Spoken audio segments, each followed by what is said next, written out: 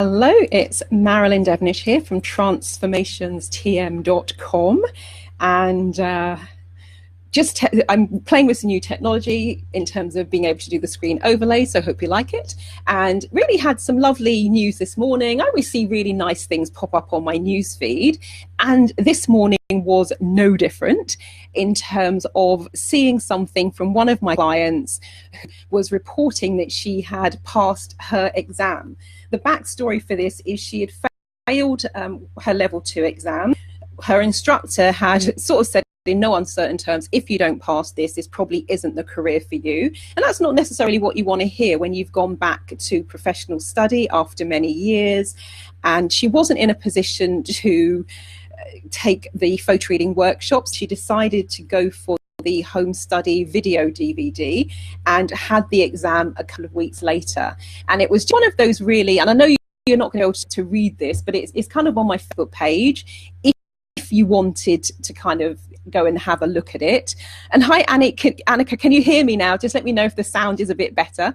And one of the kind of the nice things about this, actually, let me see, I should be able to, if I've got it set up correctly, I think you might now be able to see some of my screen.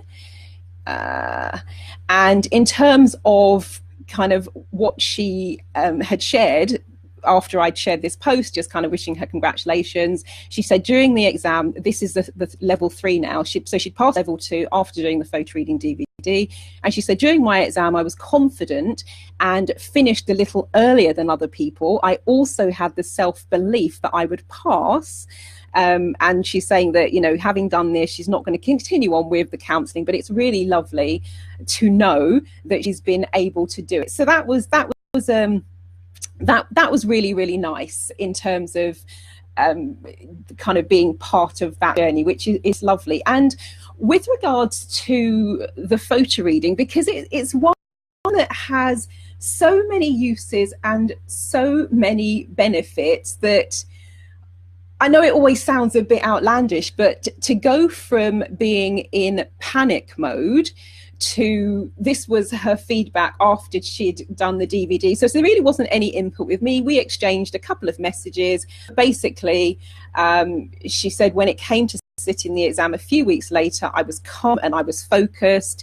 And one of the things that was really lovely about that as well is that she was remembering her mind maps in the exam. So one of the tips I will definitely share for those of you who are doing exams, mind mapping is your friend. And once you master the technique, you can have the experience that Sita had, that you will go into the exam and you will be able to remember and recall what it is you've been reading. And oftentimes you'll be able to reproduce that. And one of my very early instances of the power of that was I had a guy who was a police officer on the bobby, you know, local piece, and he was studying for his sergeant's exams. So he got in touch, couldn't do the workshop, didn't really have much time, so asked if we could do a one-to-one session. He could only manage, you know, about an hour and a half. So we really kind of focused on the stuff that Sita was focusing in terms of being in what you call a state of relaxed alertness.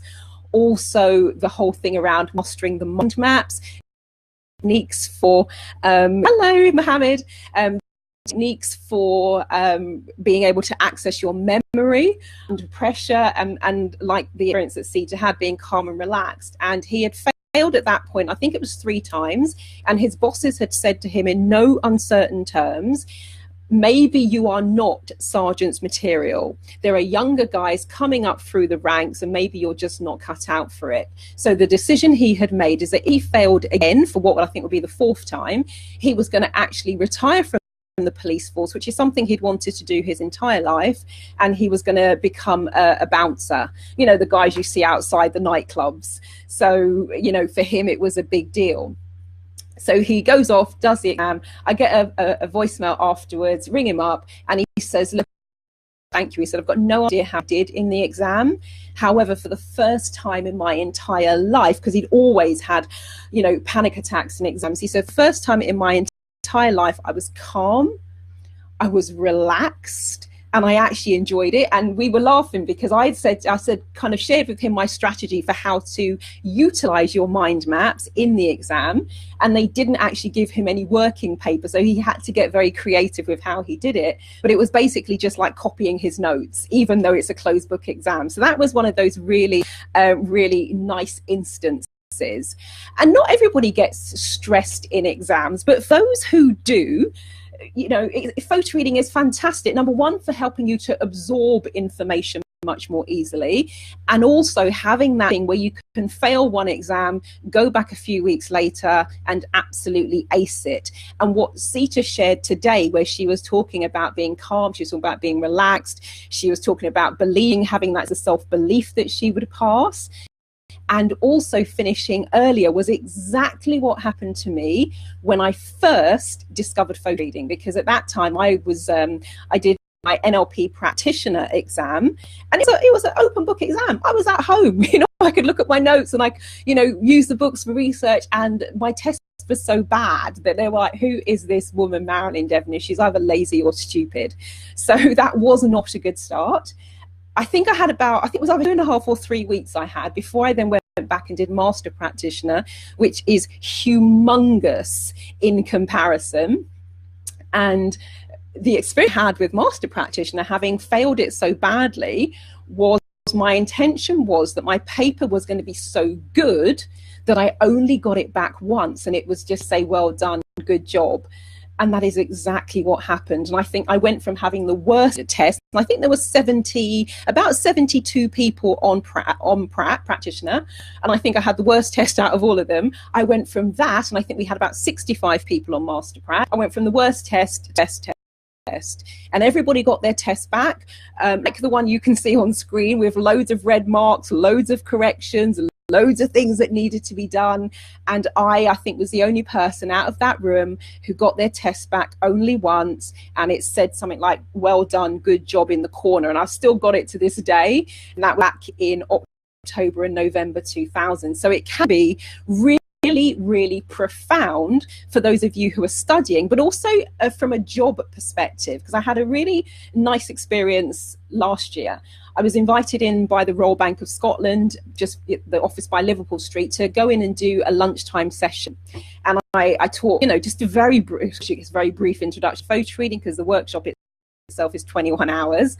And I immediately got invited back, and they said, can you come back and do a longer evening session for our Women in Technology group? So I was like, yeah, sure. So I went back, did the talk, and got an email a couple of days later from someone who was in the audience and says, from what you were saying, it sounds as though photo reading can really help me in interview preparation. And she was really worried, scared about the interview, because it had been 10 years since she's been for an interview. And those of you in the job market will know, if you've been in a job for 10 years, you haven't progressed, you haven't gone for interviews, you haven't necessarily been expanding yourself. That's one of the questions that can come up in the interview, and it's one that can really fox you, because you've got to be quite creative in how you spin that to your advantage. So we just did a 1-hour Skype session. If she hadn't come to the photo reading workshop a couple of months later, I wouldn't even know to this day what she looks like. So she came along we did the Skype session. We focused a lot of the stuff Sita was focusing on in the photo reading DVD, where it was about getting into the state we call relaxed alertness. It was a whole thing of being able to pretty much, not necessarily, we talked about mind mapping, because actually it was one of those interviews where they were going to be able to ask you questions, and you had to prepare as though you already worked there. So she'd been given a load of documentation and reports to read beforehand, which was one of the things that was stressing her out and putting her into a panic. So we did mind map those, so you remember and you can find what you need in the interview. And then we did what I call an Imagineering piece, where we set up the neurological pathways in terms of how the interview is going to go. And she sent me a really lovely post, an email after the exam, just saying, oh my God, amazing. She said it was just like we had planned it, right down to some of the really fine details. And she said, I took my notes, I didn't even look at them, and I just couldn't believe how much it flowed, and it was just as we'd spoken about it. And some of my clients know about the of what I call speaking it into existence, where we will talk about stuff in a coaching session and it comes true pretty much word for word. And if you've seen the video, Mana, who attended my very first Mind, Body, Spirit, Energy Fest workshop, what must have been 5 or 6 years ago now, where she spoke about this random thing about, you know, suddenly picking up and moving to Dubai or just kind of, or Saudi, Dubai or Saudi, to be a teacher and kind of moving abroad. And it was crazy. It was like, she's never been to Dubai, she's never been to Saudi, she hasn't got a valid teaching certificate. What is this about? Within 6 months she had moved out to live in Saudi, got a teaching certificate, and the plan was to do that so she could then build up enough resource to go and move out to America to live with her daughter. And that's exactly what she did last year. So and we did a video about it in terms of the synchronicities and how it all unfolded and how everything played out. So I don't know, you'll find, I think it's on my website and it's definitely on my YouTube channel. So there is that wonderful piece where kind of things just fall into place. So in terms of the interview scenario, really powerful stuff for that as well.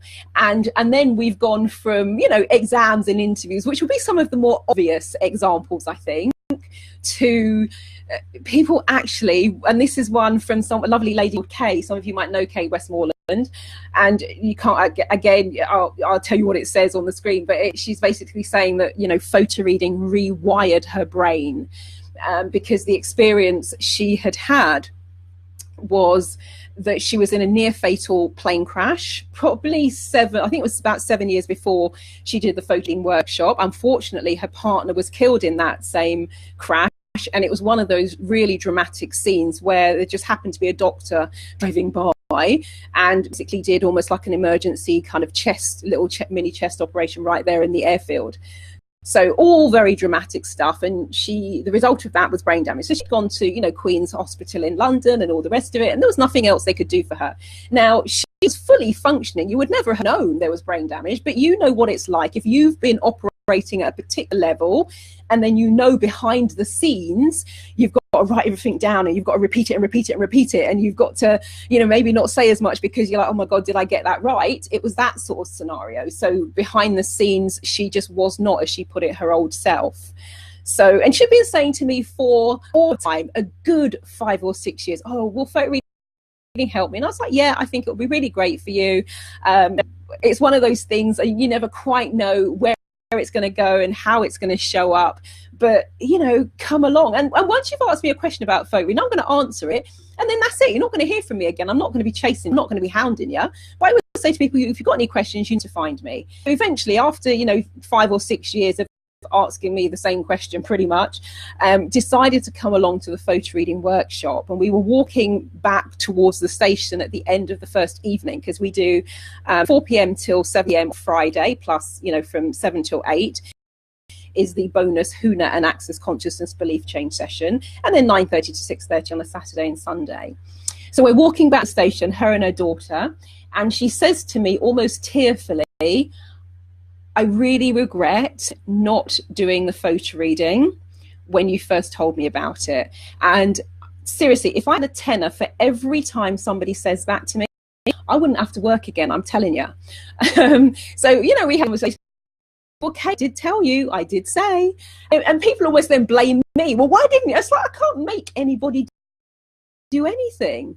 I can show you a bit like the whole thing, you can lead a horse to water sort of thing. I can't make anyone do anything, but I share enough information that you get a sense that this is life-changing, that you get a sense that this is transformational, that you get a sense that this is a game changer. However, people have got to make their own decisions. So, you know, we had that conversation. And again, for her daughter had nearly kind of gone to the point of almost like a nervous breakdown in terms of doing her degree. And her daughter was like, wow, this is a revelation. Now, unfortunately, she just completed her finals. However, she was in a panic about then going for interviews. So it was perfect timing for her in that respect. And at that time, Kay had signed up to do a call with Dr. Joanna Martin. And she was worried because it was presentation and platform skills. And she was worried about the bit of standing up and presenting, you know, and being able to remember, being able to be in flow. Because when you've had brain damage and all that kind of stuff, it's not something necessarily comes naturally. And she sent me a really wonderful email, having, I think Dr. Jo was running it in Portugal at that time. She sent me a lovely email when she got back from Portugal, just saying she was on stage totally in flow. And that's exactly the experience I had those years ago, because I was someone who was terrified, with a capital T, of public speaking. And with the photo reading, it kind of just gave me the ability to access my brain, to find the information when I need it and draw it down, not weeks later, because that's what it used to be. I'd go, oh, what was that again? Oh God. And then like weeks later, 5, 6, 7 weeks later, it would have been to my head. I'm like, oh, great. The moment has passed now. And it went from that to being in a position where someone can ask a question, I'll be on stage, and by the time they finish posing that question, my brain have had a bit of a search around and kind of brought back what will be at least a useful starting point, if not the entire answer. So that was a really nice experience. So to have people in the world who have rewired their brain just after 2.5 days is incredible. And with the police sergeant guy, never mind 2.5 days, it was an hour and a half to help him land. And actually what happened with him, coming back to his story, having had the experience of it being amazing in terms of, for the first time ever, knowing that he had the confidence to sit exams. A couple weeks later, he phoned me back and he said, I've got my results. And I was like, okay, drum roll. And he says, not only did I pass, I was in the top 25 percentile for the entire country. So he went from failing that exam 3 times and being told by his bosses not to bother, to being in the top 25%, not just the region, but for the entire country. That is just amazing. And that was an hour and a half of real kind of, let's get our head down, let's do some focus work. And with the person who, with the interview, having not interviewed for 10 years, the upshot of her story was that I wasn't surprised, but people go, one of the things I hear often from my clients is, wow, or oh my God, you're not going to believe this. I'm like, surprise me. And even you can imagine Royal Bank of Scotland, women in technology, a lot of people going those roles, and somebody who has not been for an interview in 10 years, they have not really progressed in their career, she got the job. And that is just absolutely amazing. And so whether you're, and I always say to people, look, there are so